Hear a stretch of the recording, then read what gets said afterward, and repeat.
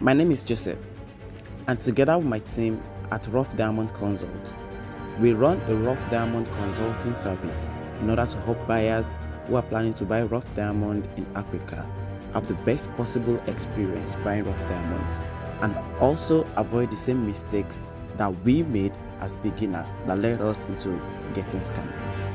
In this short video, I will be telling you all about our first experience buying rough diamonds and how, despite all the knowledge and research we have previously gathered about the rough diamond industry and how to buy them in Africa, we still got scammed during our first trial. You see, when we were starting out, we had no access to any consulting service or anyone that can truly take us by the hand and teach us how to successfully buy rough diamonds in Africa. This is probably because, one, the few people that are providing information about trading rough diamonds in Africa have not really gone through the process themselves. They only share what they know from hearsay or maybe their experiences buying rough diamonds from other continents like Europe or Asia. Two, the people who are providing free information about buying rough diamonds are actually scammers in the industry who give people false procedures to follow that will eventually lead them into getting scammed. Believe me, the African rough diamond industry is full of scam, especially those sellers you see online. In fact, from my experience, 90% of the procedures you see online are generated by scammers and fraudsters. And if you follow them, you are on your own. And I can almost guarantee that you will most definitely regret it, because that was the exact issue in our case. We found procedures online, we thought they were the right things to do, we followed those procedures, and it led us to losing a lot of money. 3. The secret of buying and selling rough diamonds in Africa is so closely guarded that if you don't go to those countries yourself, you definitely won't understand how the industry works. Now, this can also be risky because if you don't know the right places to go and the right people to meet in these countries, for example, Namibia or Sierra Leone or South Africa, if you don't know the right people to meet in those countries, falling into scam is just as easy as blindly following a procedure online. And like I said, these online procedures are generated by scammers. So if you don't know what you're doing, if you don't know the exact right set of people to go and meet in the countries you're traveling to, it is almost guaranteed that you're going to fall into the hands of scammers, and you won't know it until you get scammed. That said, let me tell you a story. This is our first experience buying rough diamonds in Africa, and this was how it went down. This was what happened. It was way back in 2018. It was December, just a few weeks before Christmas. I think it was just a week or two. Myself and my brother, we decided to go to Sierra Leone to buy rough diamonds. Of course, we weren't dumb, or maybe we were, I don't know. But the truth is that we did as much due diligence as possible. We searched the internet, looked for videos, checked online forums, we explored every available piece of information we could lay our hands on that are related to buying rough diamonds from Sierra Leone, because it was Sierra Leone we were planning to buy from.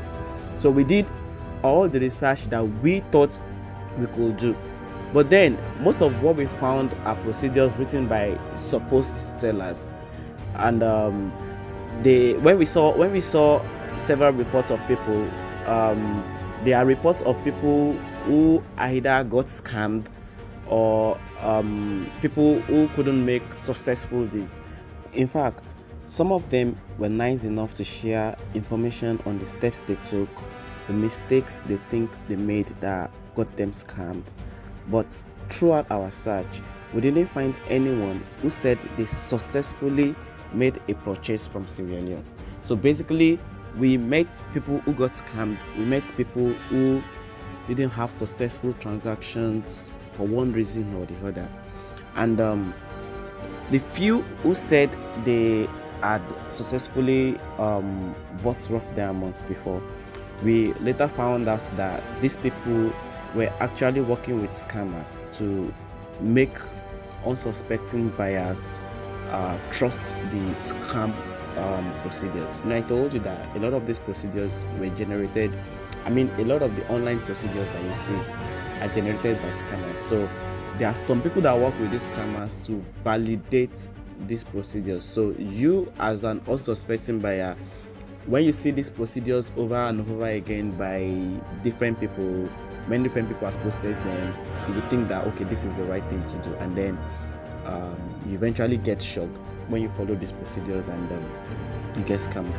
So yeah, I should tell you that the rough diamonds scam in Africa is a very, very well organized one. In fact, some of them have people posing as government officials, and they look so legit that they could fool anyone. You will see some of them with license and ID cards that carry government signatures. Of course, these signatures are forged, these ID cards are forged, but you wouldn't know.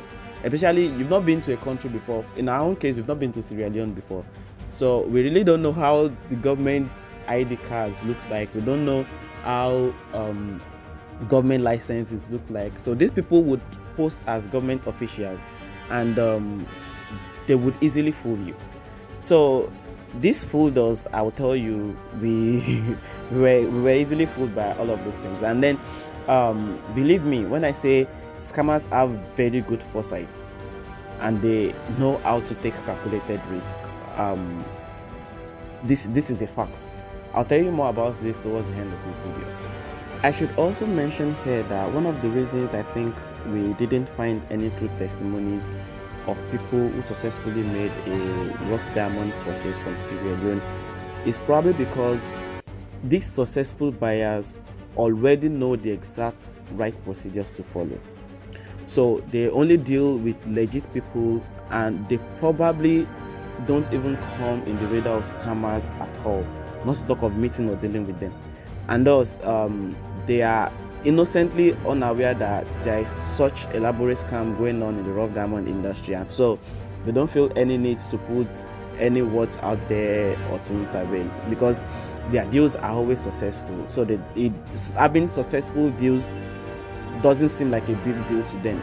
To them, it is just the normal way business should be. And these people, these successful buyers, I believe they already have insider information, or maybe they were referred to a specific seller or to a selling organization through someone else that already had a successful deal. So these successful buyers already had a successful buyer procedure pathway that they follow, and they are ignorant of the fact that there are people out there who fall into scam every now and then. So I feel like that is maybe one of the reasons why there are very few people coming out that they said they have successful transactions, because these successful buyers don't know that there are people getting scammed day in, day out, so they don't feel any need to intervene. So back to my story. Before we left our country for Sierra Leone, we already came in contact with this seller, a supposed seller. We met him online. It was in one of the trading groups, and honestly, it seems very nice. His name is Abubakar Kago, and at least that is the name he told us. So he showed us several rough diamonds on video calls. He sent pictures of the stones to us. He gave us several almost undeniable proof of the authenticity of the stones. He even showed us a video of his workers at the mining site, and then he gave us a seemingly excellent deal when it came to the prices. Like when we were doing prices negotiation, his prices were so sweet that it was almost unbelievable. Like his prices were almost half the normal price that we already knew rough diamonds to be. So the prices he gave us, when you compare it to the prices in Europe or in Asia, it's about half the price. And at first, of course, they always say when something is too good to be true, it's almost definitely his. So at first, we were suspicious about the price, because if it's too good to be true, it probably is. That was our motto back then. So we asked him why his prices differ so much from the world price. And then he went on to tell us, to explain that the reason why African rough diamonds are expensive in Europe and in other continents is because the diamonds have exchanged hands several times before getting to the final buyer, who buys it as a cut and polish stone and all that. And he said because he's a local miner selling to us directly from the mines, his prices and the prices of other local miners are often cheaper than the world prices.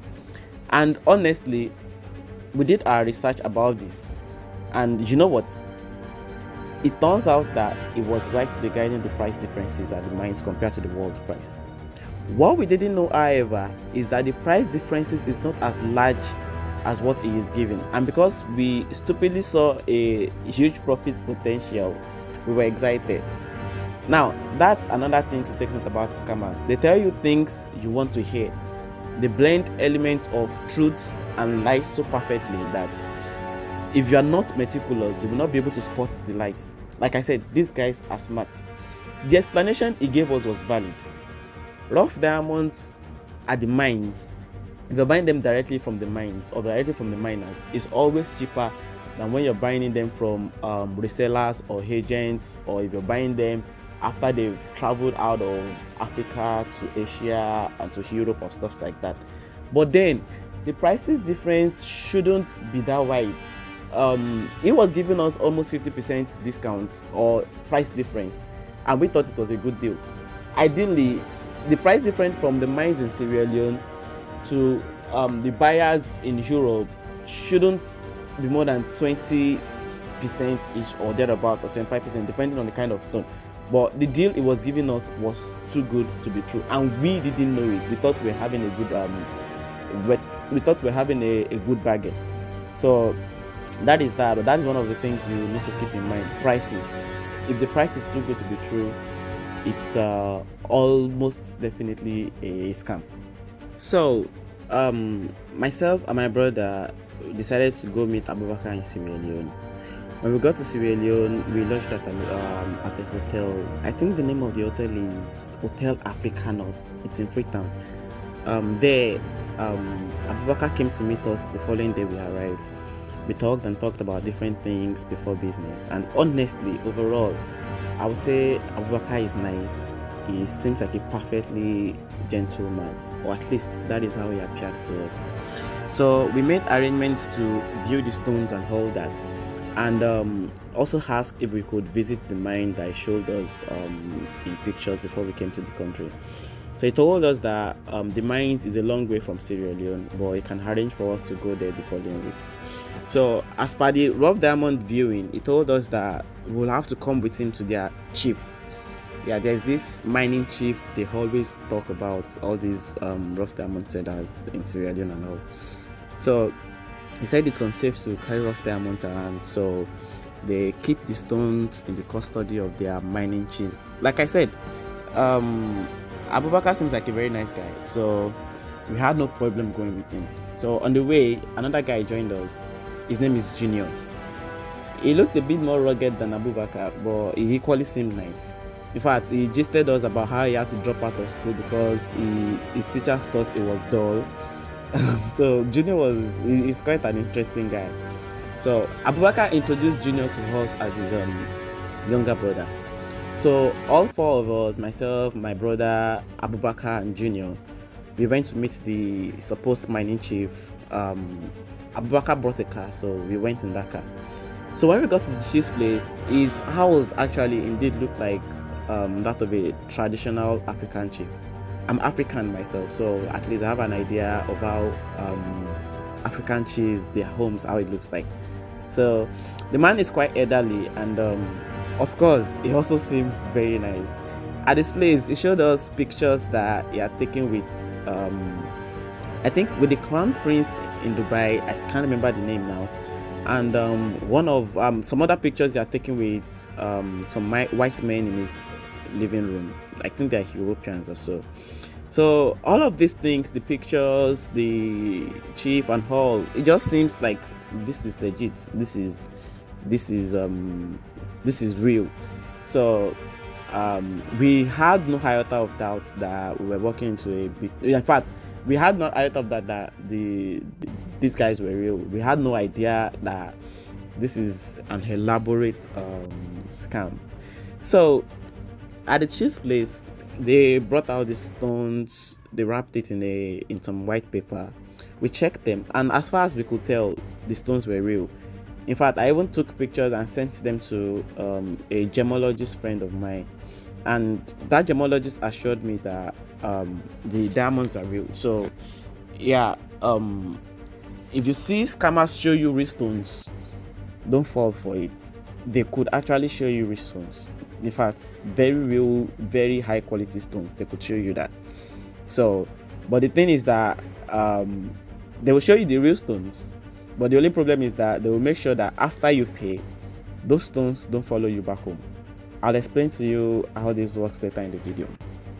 So we started negotiations at the chief's place, and they offered to sell us the stones at excellent prices. I could remember an H color 15 karat rough diamond that they wanted to sell to us at is it $1,000 per carat or thereabouts, and that was after negotiations. They agreed at that price after we dragged the whole talk. In fact, we negotiated for like 20 minutes, and that further proves to us that if these guys are scammers, negotiations wouldn't take long. Whatever prices we give them is what they will accept, just because they want to scam us. So the fact that negotiations took almost 20 minutes, we felt like, oh, this has to be real.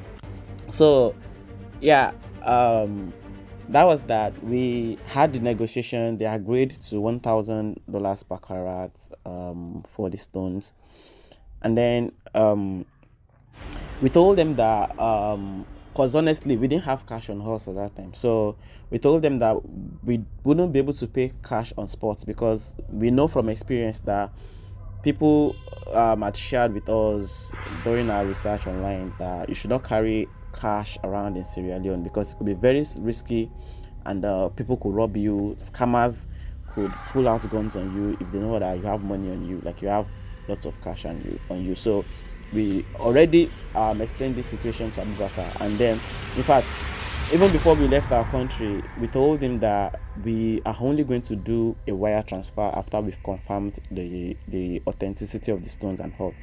And then he said that he's perfectly fine with that. In fact, he told us that is the safest thing to do, because it's not safe to carry cash around. So he also supported that. So but the issue is that the chief said that we have to make some deposits on spot. He said we have to make these deposits just so that he is sure that we are really buying the stones, and then he would seal and sign it in our name, and then nobody else would get it and all. So that when we do the wire transfer, they would give us our stones and all. So at that time we had some cash on us, about 2 million yuans or so. I can't remember the exact amount, but then 2 million yuans is not so much money that people will pull out gun on you over. So it is relatively safe to carry that kind of money around in Sierra Leone. 2 million yuans is not so much a big of money. So we made that deposit of 2 million leones, and they sealed the stones in our presence. They wrapped it in some paper and some tape, and then we signed on it, and that was that. We left. So that concluded business for now. At least we've made the deposits, and then we know that when the transfer is done, we'll get our stones. At least we thought that's what's going to happen. And so because it was close to Christmas, banks weren't working like they used to. So when we contacted our bank, they told us that it might take a week before the transfer could be complete. So pending that time, we had nothing much to do than to just explore Freetown, and then the mine that we wanted to visit was the following week. So we went back to our hotel, and then almost every day Abubakar and Junior will come around. They'll come to the hotel, we'll talk, we'll have fun. They will take us around Sierra Leone, Freetown basically. And a lot of times they act as very loving hosts. They pay the bills for a lot of the meals that we take, and of course we also do our part. We don't just take and take, we do our part. A lot of times we fuel the car, and then we also handle some other bills too, so it's a push-pull kind of thing. So all in all, they just proved to us that they are good people, they could be trusted. In fact, there was a time that we even went to watch soccer together. I think it was, I mean football now, I think it was Arsenal that played that day. I can't completely remember.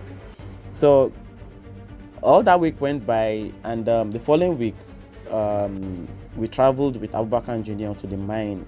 It's in a village called Kono, Kono. I don't know if you've heard that before. So it's several hours drive from Freetown, and there we saw the diamond mines, and we also discussed the possibility of getting a mining license, the possibility of owning a, piece of land that we can mine for ourselves too. So like I still said, taking us to the mines in our minds also proved to us that these guys are legit. And in fact, they told us stories of the war that happened in those mines, those places, the civil war. In fact, they showed us several signs of the war and the devastation that the war has left behind. And of course, they told us how the term blood diamonds, how it came to be. So all of these things, just all of these experiences just created bonding between us. Like we were just cool, and we just trusted them. So all through the days we've been touring and sightseeing, we've been having difficulty sending money, like doing the transfer from the bank at home to ourselves in Freetown. But then all the while, we've always told Abubakar all what is going on, so he was well aware of the whole situation. And then each time he would surprisingly tell us calmly that there are no issues and that our stones are safe and cannot be sold to anyone since we made the deposit. Normally, we expected that they would get pushy. You know how sellers would be,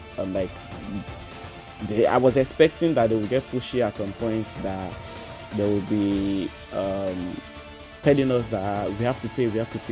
But surprisingly, these guys were calm. Like, they didn't bug us about the money. They just kept telling us that as long as we make the transfer, we will get our stones. So it's just, everything just seems, or it just feels easy. But then we continued to have issues with the transfer, and long and short, our departure date came, and the money issue was still the same. We were not able to make the transfer. The banks were not processing it fast enough. So it was time for our return flight, and we didn't know what to do. So we told Abubakar that we have to return home and then go and sort the money ourselves, and then once it's sorted, we'll come back to see you again. And surprisingly, Abubakar didn't get angry. He wasn't vexed. Calmly, he still said that our stones are safe. In fact, he promised us that they are going to keep the stones for us since we've made that small deposit, that nobody's going to touch our stones. We felt this was unreal, but then so yeah, we decided that we're going to travel back home, come back to our country and all. But then the most terrible thing happened on our way to the airport on the day of our departure, like when our flight was supposed to leave. Abubakar was taking us to the was taking us to this port. Is it port that I'll call it now, where we're going to board the ferry to take us across the sea to the airport. I don't know if you've been to Sierra Leone before. Between the airport and Freetown, there's a sea that you have to ferry over. So Abubakar planned to take us to that point, and then we'll take the ferry and then go to the airport. But then on our way, there was this very terrible traffic. So the traffic delayed us for hours, and then we couldn't immediately get a ferry to carry us across the sea to from Freetown to Lungi Airport. So long and short, we missed our flight. And we were basically almost out of cash already. Like we were basically almost stranded because we didn't have too much money on us, and we didn't know what to do. At least we had enough money to maybe still be able to stay in Sierra Leone for a couple of days, but we don't have enough money to book our flights back home. So we called Abubakar and Junior, and we told them of the situation. And again, they told us calmly not to worry. Then they directed us to a hotel near the airport. And when we got to the hotel, Junior had already called them and booked a reservation for us. So we stayed in that hotel for I think 2 days or thereabouts. And honestly speaking, Junior covered all our expenses. And while we were still at the hotel, he promised that he's going to help us sort or raise money for our next flight. Stranded, there was almost nothing we could do than just we could just hope. So interestingly, Junior and Abubakar came through with the money. Like, it was a surprise. So we successfully booked the flight, and then we came back home.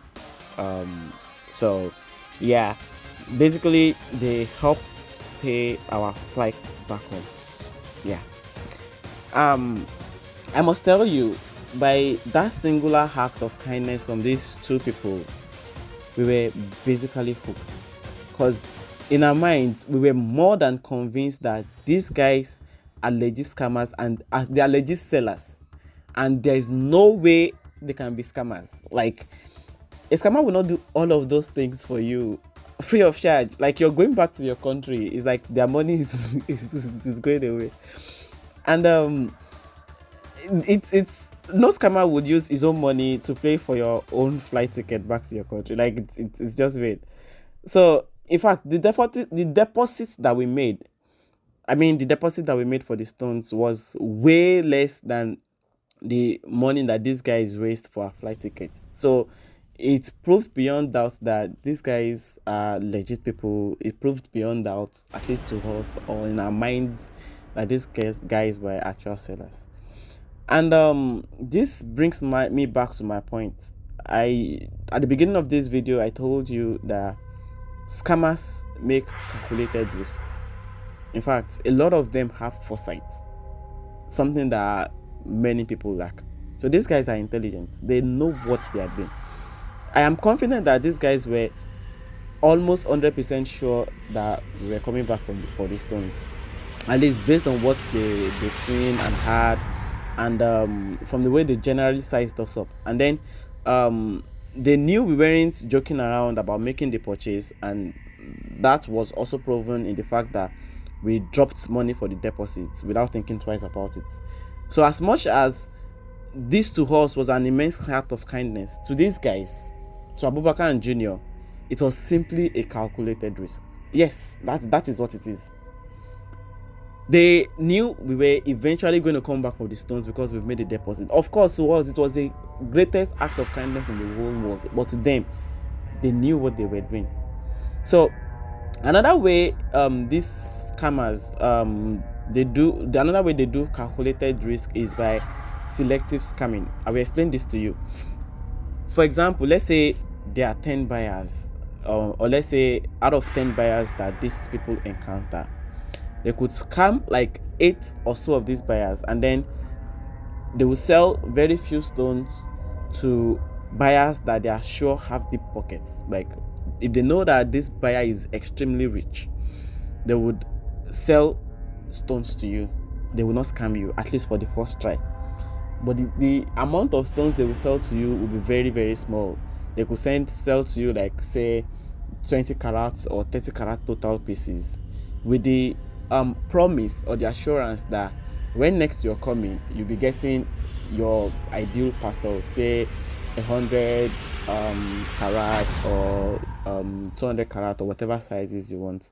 So in your mind, because you've done a first successful transaction with these guys, you will think that, okay, the next transaction is also going to be successful, and then that is when they are going to hit you.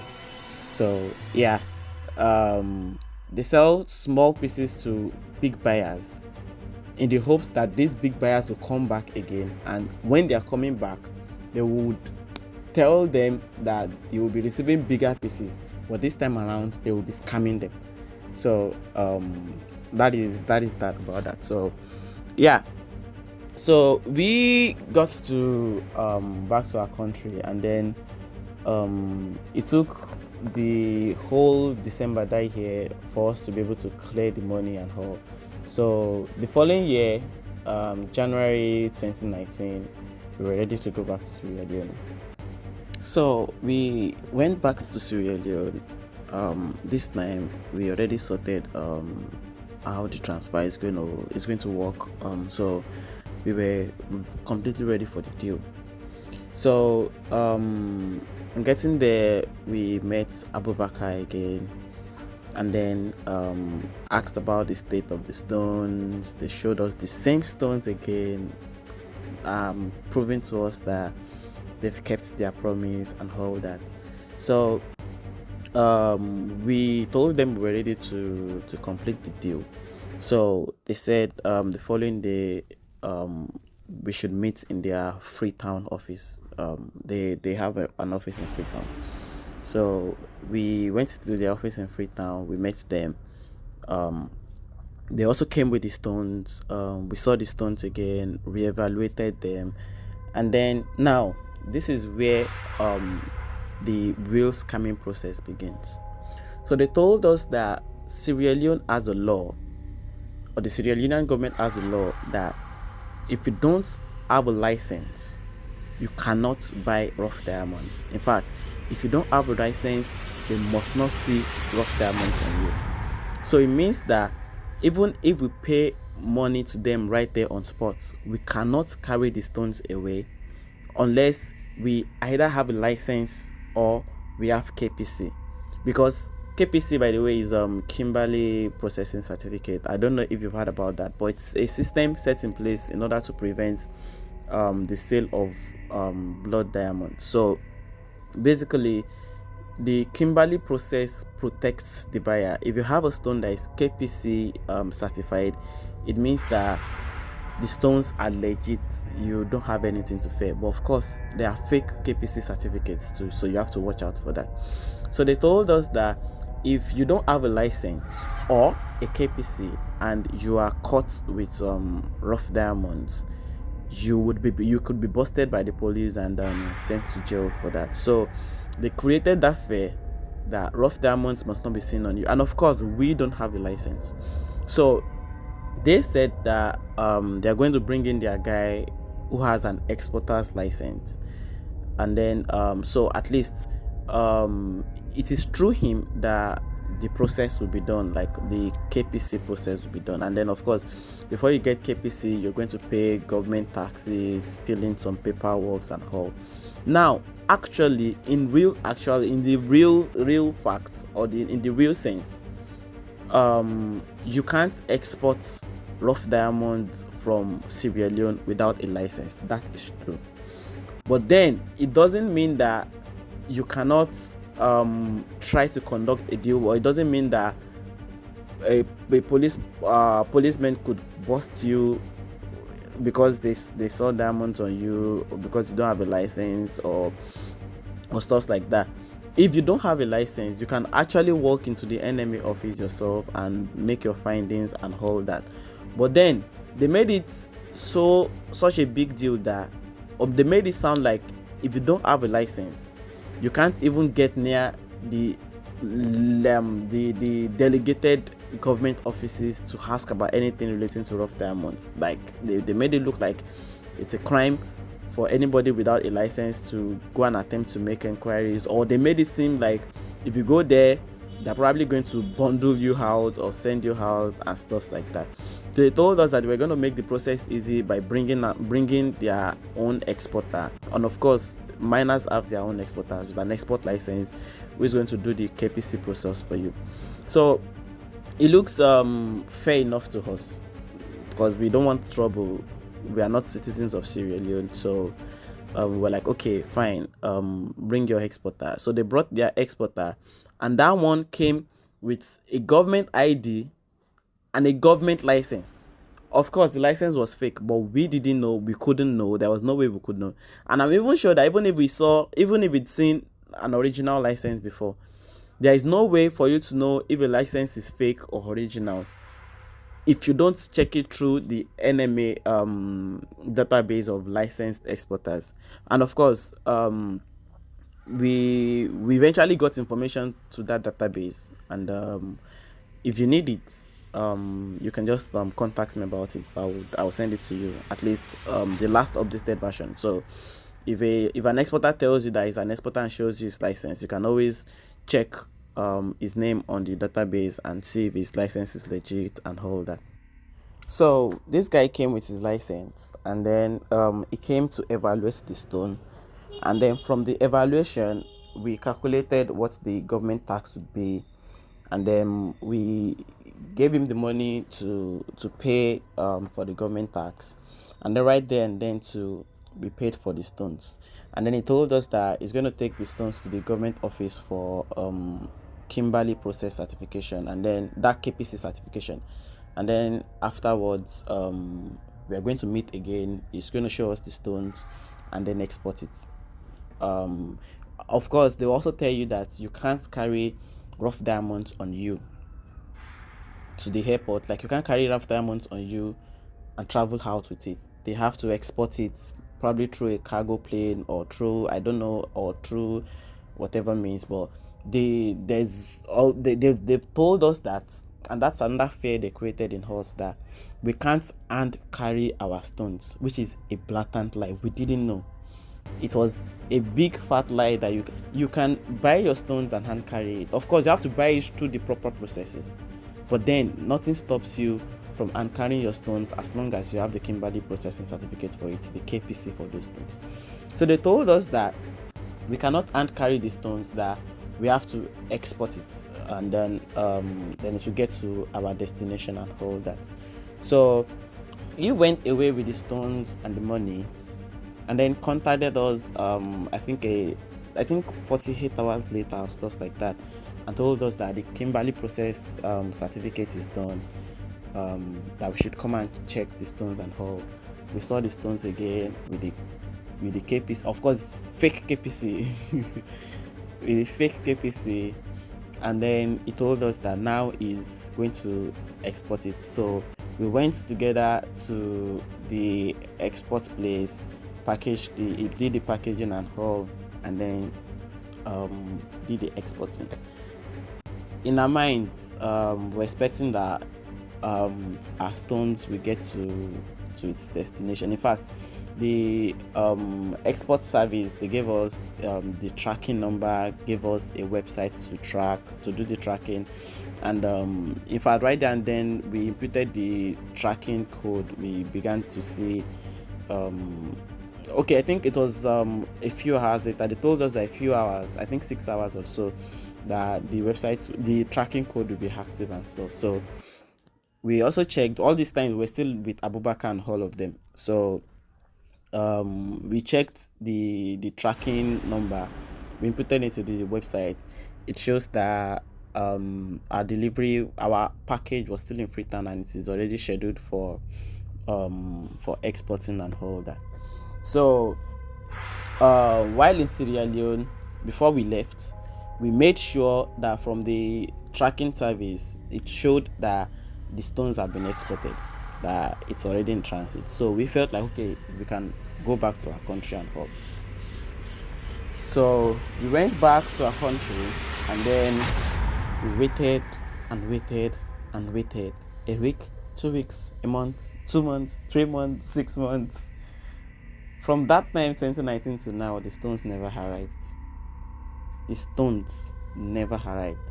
So it was later we discovered how they had actually scammed us with the whole license thing, and the no hand carry thing, and the KPC process. It's a very complicated scamming process. And then we also found out that there are actually some government officials that back up these scammers. Like, there are some government officials, like corrupt government officials, yes, that actually work with these scammers. So like I still said, if you don't know the right set of people to work with, you could end up getting scammed. So that is our story. I deliberately cut all the aspects short because this video is getting very long already. So if you're planning to buy rough diamonds from Sierra Leone or from any country in Africa, and you need some more information, or you feel like our consulting service would be useful for you, you can just fill the form below. And since this time that we got scammed, since the time of that scam to now, we've learned a very valuable lesson at that time. And since that time, we have had several other deals, very, very successful transactions, because we know what to do and what not to do. We already knew how these scammers work. We could almost identify them from the way they talk.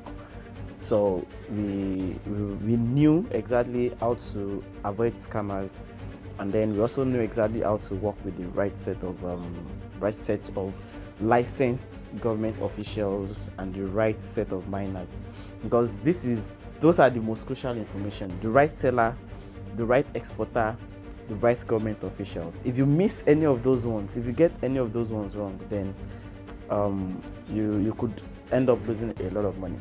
So yeah, that is it. So if you need more information, like I said, or you feel like a consulting service will be useful to you, you could just fill the form below, and then we'll get to talk. Thank you very much once again. My name is Joseph.